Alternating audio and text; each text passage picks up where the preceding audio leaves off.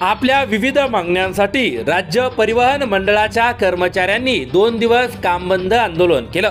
त्यामुळे राज्यभरातील एसटी सेवा विस्कळीत झाली होती। दरम्यान या संदर्भात मुख्यमंत्री आणि एसटी कामगार संघटना यांच्यात बैठक पार पडली। या बैठकीनंतर एसटी कर्मचाऱ्यांनी संप मागे घेत असल्याचं जाहीर केलं।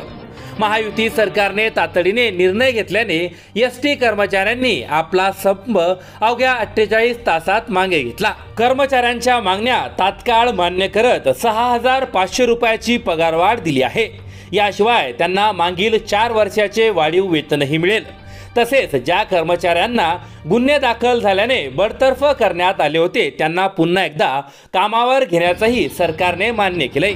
सरकारच्या या निर्णयानंतर एसटी कर्मचारी संघटना समाधान व्यक्त करत आहे।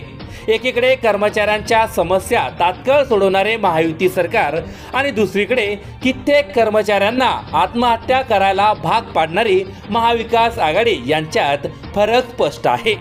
महाविकास आघाडीच्या सरकारने आपला हक्क मागणाऱ्या 375हून अधिक कर्मचाऱ्यांना निलंबित केले होते। यांच्या असंवेदनशीलतेमुळे शेकडो कर्मचाऱ्यांना आत्महत्येचा मार्ग निवडावा लागला होता। स्वतःच्या तुंबड्या भरण्यात मग्न असलेल्या महाविकास आघाडीच्या नेत्यांमुळे 2022 सालचा संप चिघळला होता। अनेक महिने चाललेल्या या संपात कित्येक प्रवासी आणि कर्मचाऱ्यांना हाल सोसावे लागले होते। पण आज महायुती सरकारने एसटी कर्मचाऱ्यांच्या मागण्या तत्काळ मान्य करून आपण कष्टकऱ्यांना त्यांचा अधिकार मिळवून देणारे रयतेचे सरकार असल्याचं पुन्हा एकदा सिद्ध केलंय।